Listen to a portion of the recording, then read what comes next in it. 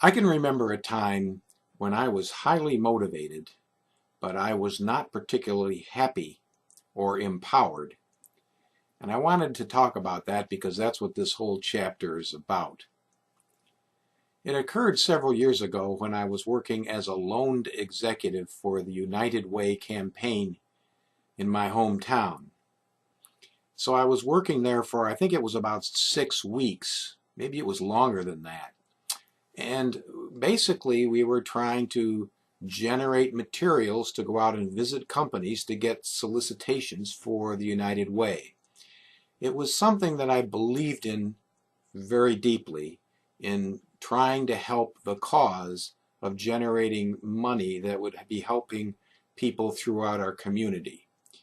So it was the first time I'd ever done that, and the work was interesting enough that it kept me busy. But in fact, the procedures and the processes that they were using at the United Way office were so antiquated and so old. They were a paper-based type of organization. Everything was check boxes on pieces of paper as opposed to being more automated. And all of the processes, even just making copies, it was just unbelievable. It was like going back a few decades.